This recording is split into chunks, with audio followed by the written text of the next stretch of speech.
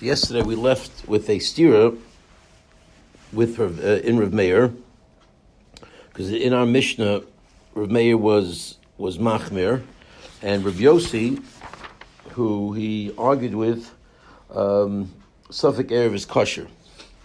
So Rav Meir took the Chumra Dika road, and Rav Yossi took the lenient road. Here we have a Mishnah that spoke about Suffolk Tumah, and the Stam Mishnah, which we assume is Rav Meir, as Rashi told us yesterday, says clearly that when you're dealing with a Suffolk Tumah of a Rishus, of a Deraisa Dika level, then you're Machmir. But if a Rishus Ram of a rabbinic level, you Mekel.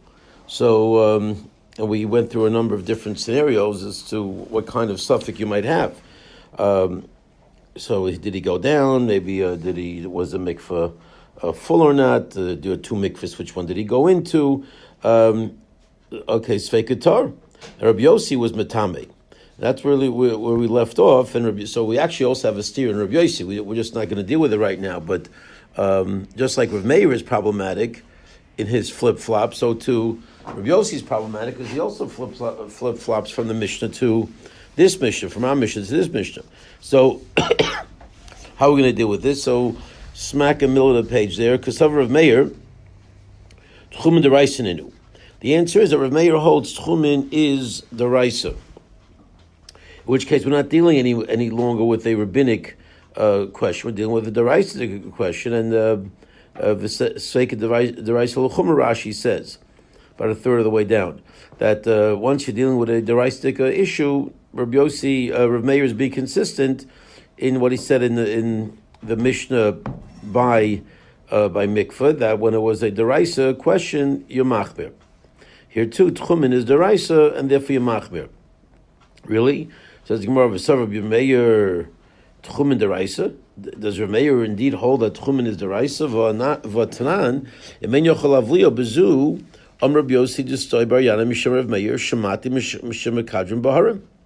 Okay, if you can't measure the distances, in terms of when you take these 50 amma strings and ropes and measure them, and you are not able to sort of negate the hills and the dips and sort of swallow them up within the measurement, they're just too big to ignore, and therefore you can't physically just stretch it out and keep going straight because you got to go around this mountain. It's just not possible. So what do? So in this situation, you're literally allowed to just sort of visually pierce the mountain by measuring it straight up, as if what they say, as the birds fly. As the crow flies. What? As the crow flies. Okay. So you just go straight. So now this is a concept that's clearly a leniency, because if you'd have to start measuring the hills and the dips and everything else, then obviously you have a lot less than a straight 2,000 amas as the crow flies. Okay, and if you're going to tell me that tchumen are deraisa, which is what you're just trying to assert in order to defend Rav Meir, do you do this type of visual piercing that we're allowing you to do?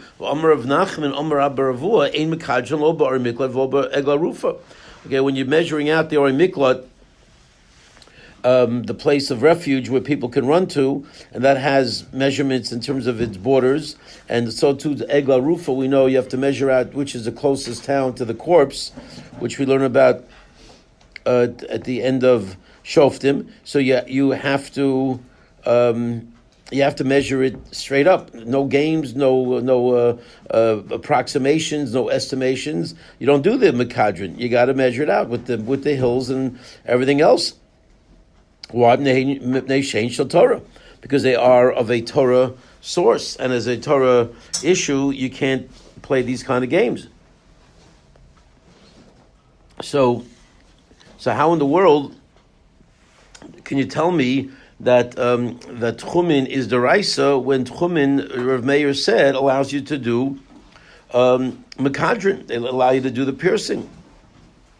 So the Gemara answers, it's a good question, but it's easily resolved. Why? By simply telling you it wasn't Rav Meir himself reflecting his own opinion who said that. Lo kasha hadi de had Rabbi.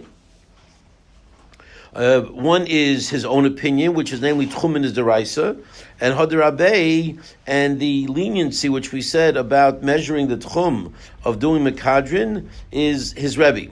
And I'll even prove it to you. Okay, in this case, Rav Distoy Bayani said the name of Meir, Shamati Shemakadrin Baharim. I heard. What do you mean I heard? Okay, well, we'll just say Mekadrim Baharim. Okay, Teretz is because he's saying over that I had my Rebbeim taught me this, and I heard from them Mekadrim Baharim. Do I personally agree with this idea of Mekadrim Baharim? No, because I hold that Tchumen is deraisa, in which case Mekadrim doesn't work. But certainly my Rebbeim said so. I guess he's saying you could. Sounds like he's saying you can rely on them, or certainly that's a valid opinion. But personally, he doesn't buy into it. This is a proof that indeed we took care of Meir. We have one legitimate answer already under our belts, that basically the reason why you can't employ the leniency of Rav Meir that we learned about yesterday with the mikveh, that whole mikveh scenario where Rav Meir went after the leniency, and he should go after the leniency as well in by the case of the Tchum, which we in our Mishnah, where if you're not sure when it became Tameh, how come you don't assume that it's lenient and it's Tahar? And the answer is because Tchumen is deraisa. And therefore it doesn't fit into the second part of that Mishnah we learned yesterday. It fits into the first part where Rav Meir was machmar on the deraistic issues. Okay, let's catch up on the Rashis. Let's see, im eino yochel lavlia. I think that's what we're up to. So if you cannot absorb it, the Parakate said ma'avrin. Okay, later on we're going to get into this. So this is not the main source, but we're bringing it down for our purposes. He haya modei vrotzel sayim tchumei ir v'lasas sham simin. So he wanted to measure the tchum of the city and make a siman as to when where the tchum ends. And the way you do it is you take 50 amma ropes and you go 150 amma at a time until you reach 2,000 ammas. If you reach some kind of valley or some kind of slopey fence, if you're able to sort of absorb it and sort of ignore and get around it and just go straight, even though the slope really increases the distance, because if you're going down, you're going up, that adds to your walk. If you're walking, don't you have to calculate that?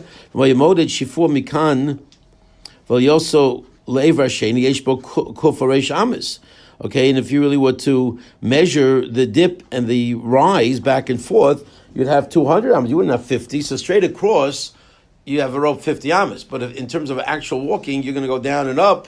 You might have 100, 200 amas. So what do you do? You're making a major leniency if you just allow you to go straight across with the 50 amas. We don't care. Since from one edge to the other, it's no more than 50 amas. And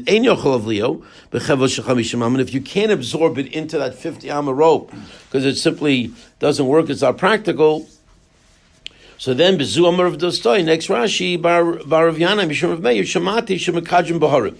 So, if you can't pull that off, and just go straight across, one guy on one side, the other guy on the other side, and just say, okay, let's ignore everything else, and we got 50 amas right here, you're allowed to do something else. What's that? Mekadrim Baharim. Lo mavliya b'chevel aruch yosminun. You can't just take a longer rope. We don't allow that. We have a rule: 50 amma ropes. In this case, if you want me to pull this off, I'm going to need 100 amma rope, and I can still do it. I can still ignore the hill. Just I need a bigger rope to get to the other side. No, we don't want you doing different ropes. We don't want to deal with different sizes.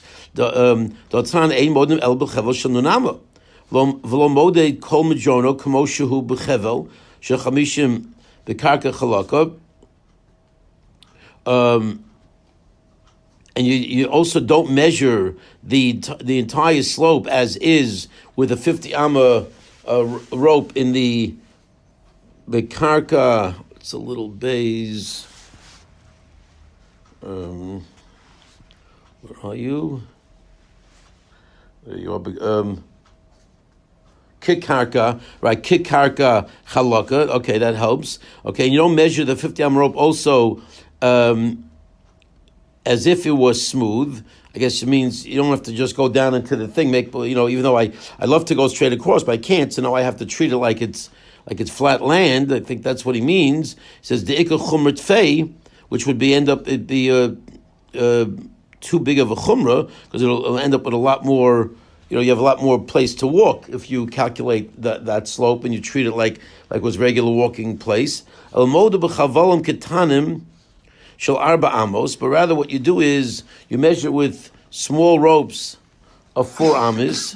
V'ochzim bo beis bnei adam, beis rosh hachevel, and you have 2 people standing at the 2 ends of the rope. Hatachta nosein rosh hachevel k'neged libo. Okay, and the bottom one puts the rope against his heart. For Elyon Keneged Margalos, the other one opposite his feet. Umistakrim b'kol arba amos kishir chatzi komas odam, and you gain in every 4 amos the amount, the shear of a half of the height of a person.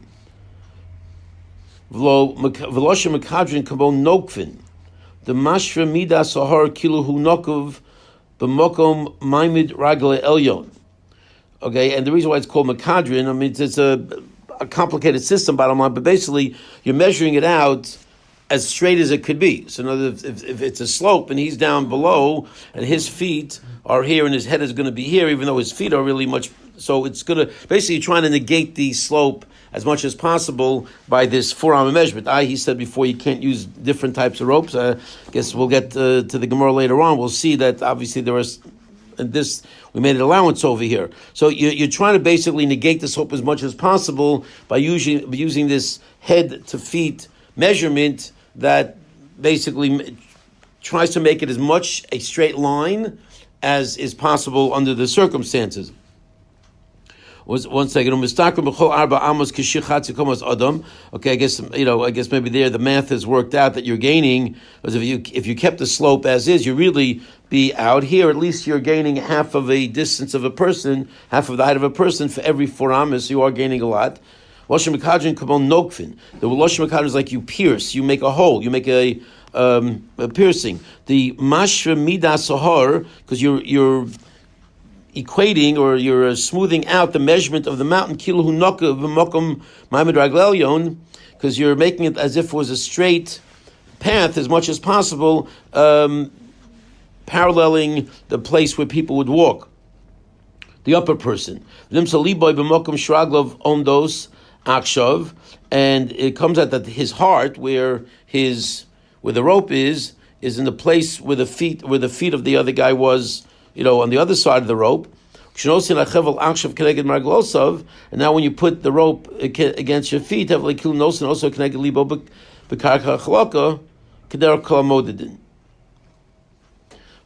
it's, it basically... You want the rope to be straight. Exactly. Okay. I guess we'll get more into it. Okay, Rashi is sort of giving us the whole calculation that we go to there. So I guess maybe we'll leave something to look forward to. But we get the basic gist. By doing it this way, you're negating the slant as much as possible to try to even out the rope to go straight through. I would have thought you just sort of take a straight, measurement, but I guess we don't. You actually have to walk it, but you're walking it in this way where you're constantly trying to go as straight as possible by it's more than 50. The problem What? is the distance is greater than 50. So the rope isn't going to make it, no matter what you're going to do. So you have to come up with a method. I know, so I thought, yeah. Spanning those distances and trying to right. the slope. But I guess why you couldn't just measure it out and basically estimate. I guess we don't want estimation. We want a real measurement.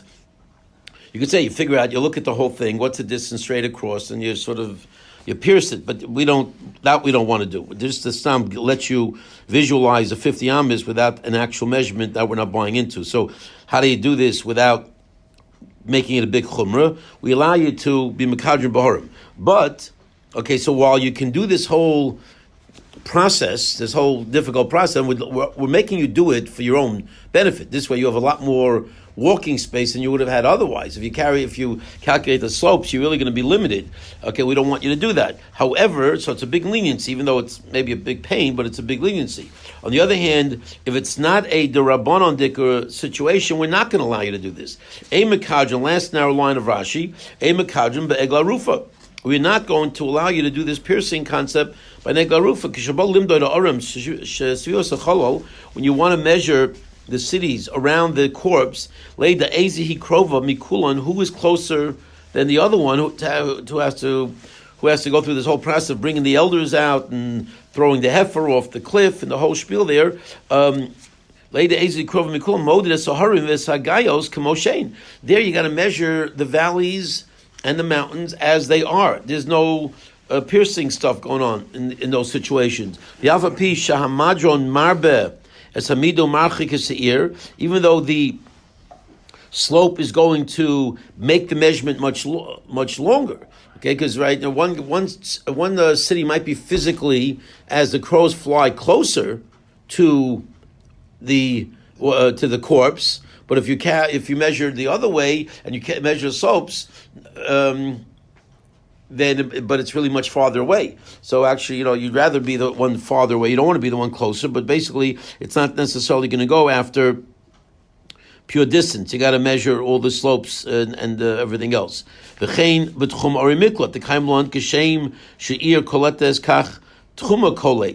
measure the measurement outside the city in terms of when do you actually get protected. Because the minute you walk into that Ori Miklat, no longer does the Gol Adam, there's the person who's out for blood because you killed his relative by accident, b'shogeg, inadvertently, and now you cannot be killed anymore. So if you're out just spatziering and you're lying on the beach, and this guy wants to avenge his relative's blood. So if he can take the guy's life. You're drinking tequilas in Bermuda. What are you doing? You killed my brother, so I'm going to kill you. But if you run to the Ar Miklat, that's it. The minute I get inside that space, you're protected. That space has a measurement, and that measurement again is measured not simply by pure as the crows fly, but rather with the dips and the hills and everything else included.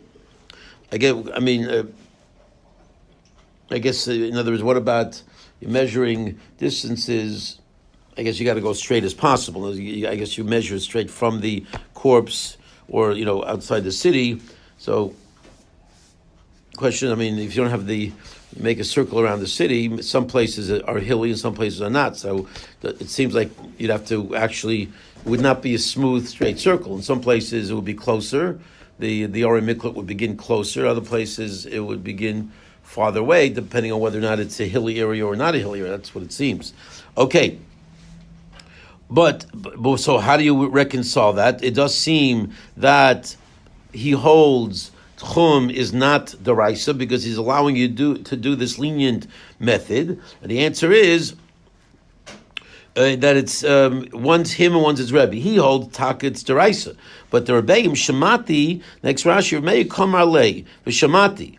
Okay, so since Rav Meir is saying, I heard Shemati Merboisai, I heard from Rebbeim L'Dei L'Sfila, but he personally does not agree with it. So we've got one legit answer that Rav Meir is consistent. He holds Tchumin is deraisa. As a result, we're going to be machmin. That's why in the Mishnah, when you're not sure when these things took place, all these question marks in time of when the truma burnt up and when the truma became tamei, especially the tuma is the one that directly relates back and parallels the Mishnah case.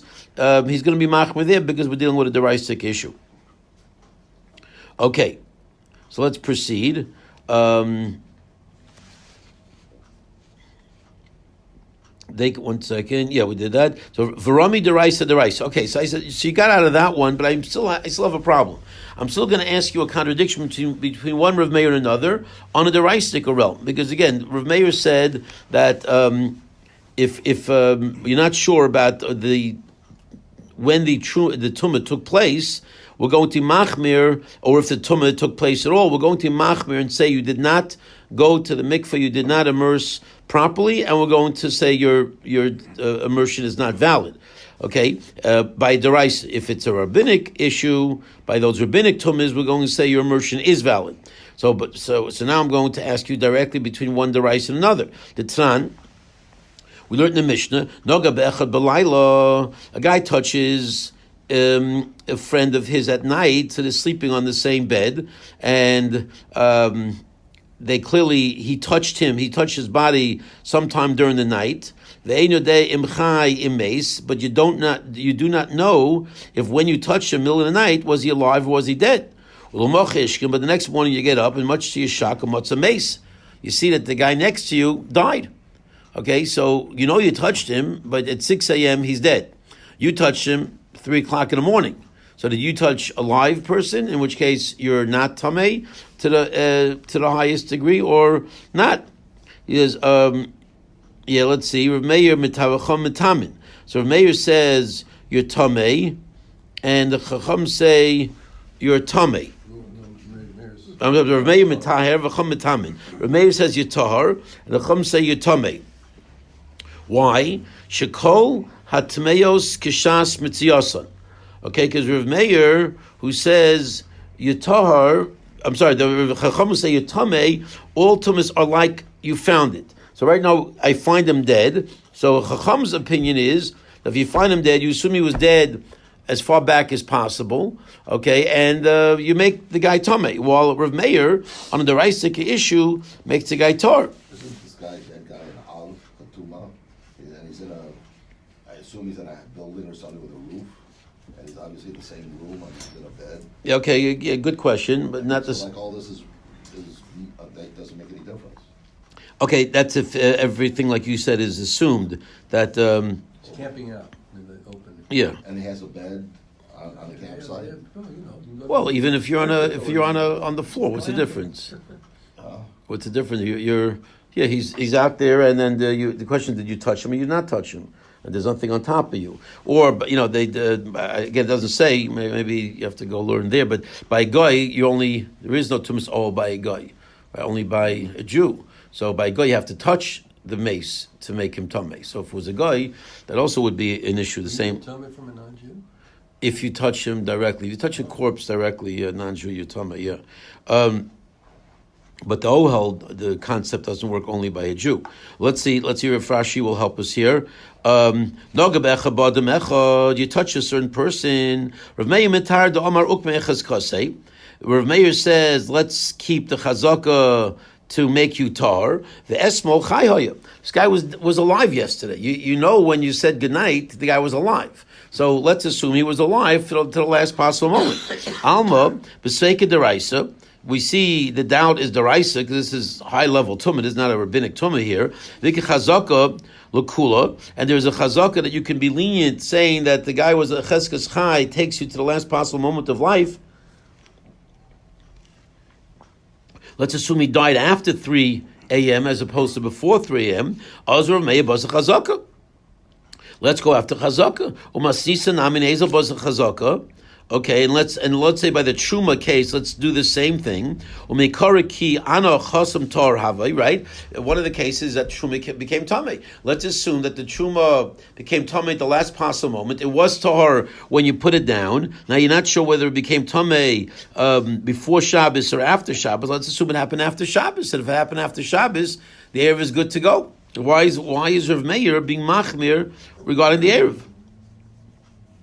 So he says, kol. 1 second. That's it. That's kol ben hashmashos. Yeah, that's weiter, I guess. Okay, fine. So that's our question. That's our question. So let's see how are you going to resolve this. Rav Yirmiyah, back to the Gemara. Rav Yirmiyah mishaseinu shaya aleh sheretz kol ben hashmashos. Our Mishnah is dealing with a case. What's a little aleph? Kishahaya Allah sheretz kol ben hashmashos.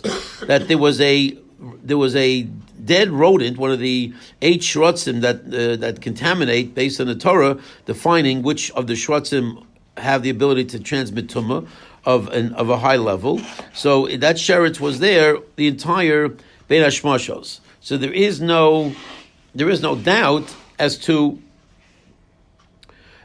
whether or not it touched. You know that it was tamei before, really. Well, I mean, if you just negated the doubt, you told me that there's a sheretz the entire time, then what exactly is machlokas? Clearly, there's got to be a position where Rabbi Yossi is going to say Yatar. There's got to be some logic on his end. If you're going to make the case that the sheretz was on the challah, the entire ben hashmashos, then clearly it's not a good eruv. So what's going on? Yachi Bolem Rabbi Yossi Savik Eruv Kosher? Would Rabbi Yossi say over here that everything is good to go? To which the Gemara responds, Rabbi Yossi Domer Tavayu Hocha Bishtei Kite Edem Askina. So we're going to shift the case around a little bit. Similar shaila, but under a little more complicated circumstance, that you had two sets of Edim watching what happened, telling over to you what transpired. But unfortunately, they don't agree. The two sets, the two people against the two people don't agree. One said that it was there ben hashmashos, and the other one said it wasn't there ben hashmashos. It was there before ben hashmashos. One said it was there during ben hashmashos. One said no, it was only after ben hashmashos. In which case, it's all good. So, what do you do when you have two against two disputing a situation? Do you have room for chazaka there or not? Okay, so 1 second. One says that it became tamei earlier, and the erev is invalid because it was inedible already when ben hashmashos hit. And the other one says it happened after dark, in which case the erev is good. So when you have two against two, this is a very interesting situation because you have, in a sense, a maximum proof on either side. So do you allow a chazaka to come in to arbitrate that two against two, or do you say no? Chazakas can't come in anymore because I have the maximum proof on either side. I can't deal with chazakas. I can't allow chazakas to come in. So Rav Meir will allow the chazaka in this situation of the truma being tar, and Rav Meir will not. Rav Meir is machmir in the Mishnah, and Rabbi Yossi will allow and will say no. We can go with the cheskas tyra, and the chazaka will work. Okay, so that's a way of resolving the stira in Rav Meir that. Rabbi, but if you have two sets of witnesses and they both conflict, they nullify each other. It's as if there's no testimony. Wouldn't that be a chazaka then? That's what you say. I know. Which is a legit position. Yeah. But can you also say that the two guys, the two sets are standing there, each with maximum force, arguing their position? Okay, using the ultimate proof that two witnesses can bring as coming to bear. So do you say you're left with nothing or you're left with everything? Do you have everything on both sides, in which case you can't add, a drop to the Atlantic Ocean? It's not going to do anything. You already got the... Or do you say, no, they like you just said. In other words, your position is one valid position. The other position is two witnesses are coming at you from both sides. Their maximum proof to each position, you can't add anymore. So they cancel from the point of view of not knowing what to do, but they don't cancel from the point of view that they don't exist. Okay, so there's something there. Yeah, exactly, and that something is more than right, because you can't add to it because it's nothing more to add. You just like would there be a difference if there were 100 against 2? Let's say one side had 100 witnesses saying something, the other side had 2 witnesses saying something. Probably the same thing. It would be the same thing because 2 is like 100. So you can't add. So if you look at it that way, there's nothing more to add. So you're sort of stuck right here with a absolute doubt and nothing to do about it. Okay, so by learning this way, we've made Rav Meir consistent. So he says, let's see Rashi. So 1 second, right? So the answer was because the problem that we had is that even on a Deraisa Dika situation, Rav Meir seemed to be Mekel, right? Rav Meir Matayar, by the guy with the bed, the guy who touched the mace, and we're not sure when he touched him. Okay, did he touch when he's dead, or did he touch when he was alive? Rav Meir was Matayar, he was Mekel. Seems to contradict that even on a Torah law, Rav Meir is going to be lenient. We just finished saying that by a Torah law, Rav Meir is machmir. So, and that's why Rav Meir is machmir in Amisha, because by Tchumen it's a Torah law.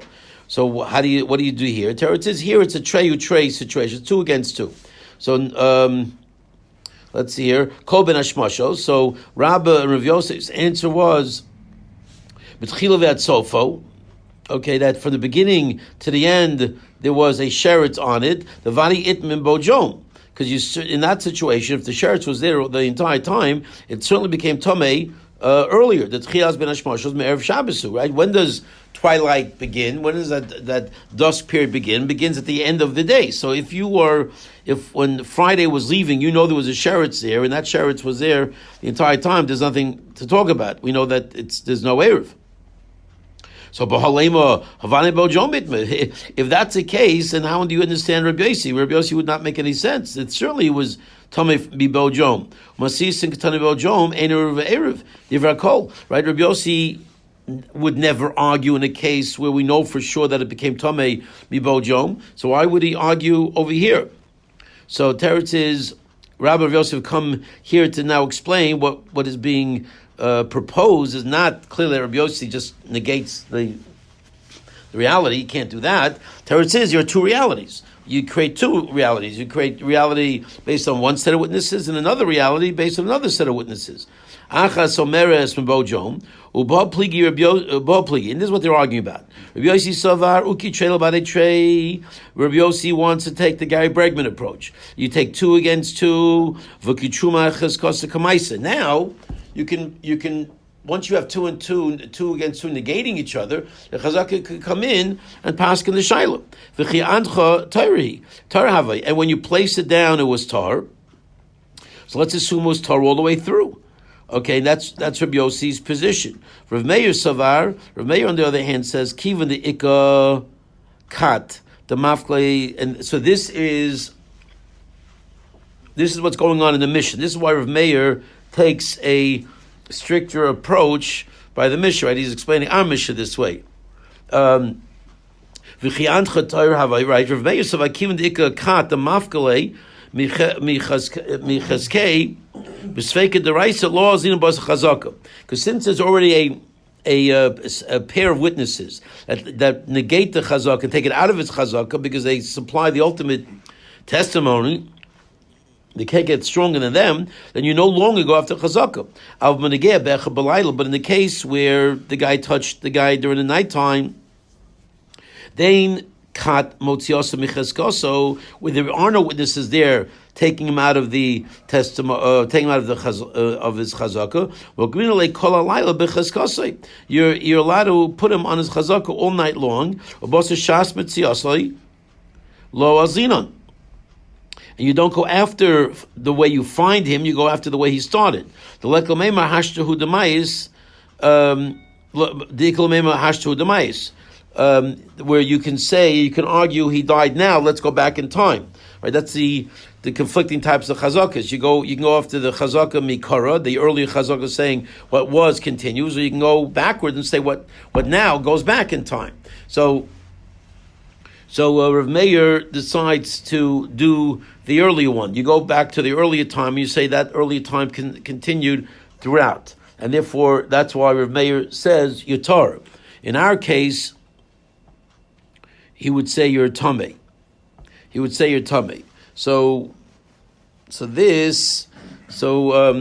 Let's see.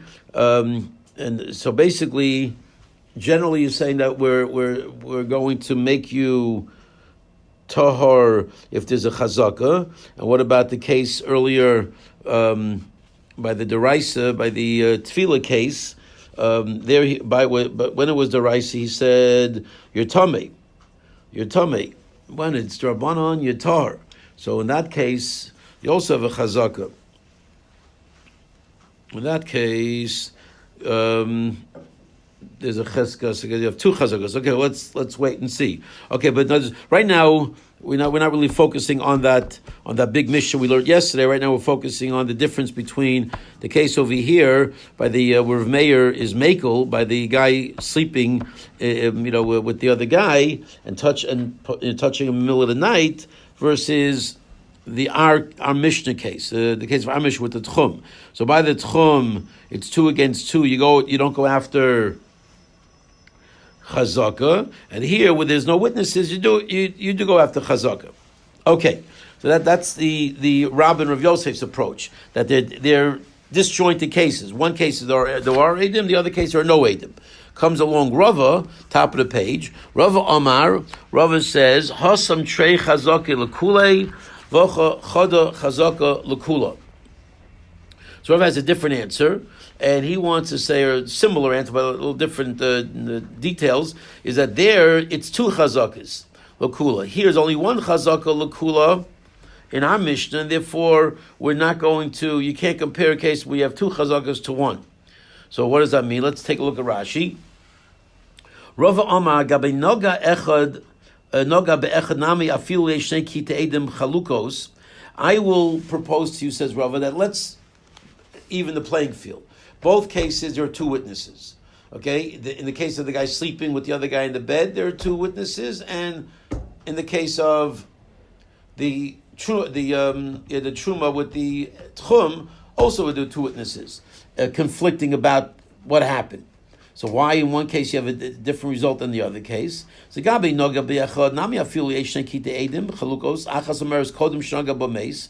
One set of witnesses is saying he touched him, that he died before he touched him. The achas omeres achshav meis. The other one says no. When he touched him, he was alive. He died now. Having amar of meir mitar. Okay, Rav Meir would also say tahar, even though Rav Meir was machmir in our Mishnah by the Tchum case, here he's going to be mekel by the Negia case. It's not a question. Even we can make the playing field level in terms of the scenario, still the results are going to be different. Why? Because hasam trei chazakaninu the tire. In the case of the guy sleeping who died in the middle of the night, there are 2 chazakos to make you tar. And that's why we're going to be lenient, because it's 2 against 1. What do we mean it's 2 against 1? Because you take the 2 against 2 and you negate them. The 2 witnesses against 2 witnesses. Okay, you put the dead guy on a chazaka of where he was when he started the evening, which was alive. Okay, and you say that he remained alive as long as possible throughout the night. And therefore he was alive. So the cheskes haguf of that living guy says he was alive as long as possible. The yoid, and another chazaka you have is hemed nogei al cheskaso rishon v'torah hoya. The guy the guy was still alive, who we want to know now, is he tar, is he tameh? Right, he was tar when the evening began. So we'd like to keep him tar as well. Why not keep the guy, the way he was, status quo? So you have 2 chazakas pushing in the direction of making the guy tahar. Over here in our Mishnah, by the Tchum case, it's only 1 chazaka. Dikl meimar hemed truma al chazkasa. The truma stays in its initial state of being tar. We shemchad chazaka lo marin sadeh, and when 1 chazaka is not enough to affect the witnesses. Hilka chazin al chumra. Therefore, you're going to go al chumra. Okay, so Rava is coming along with a little bit of different approach, and basically you'd think, typically that what's the difference? 1 chazaka, 2 chazakas. If you hold trey against 2 against 2 are ultimate, then it shouldn't matter. But no, Rava is saying it does matter. That 2 against 2, if there's only 1 chazaka cannot speak in a place where you have 2 witnesses against 2 witnesses. But if you have a double chazaka, that already we're going to give you some wiggle room, and we're going to say you can do it.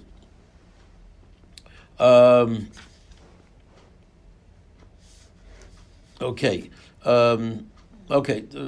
Here it's okay.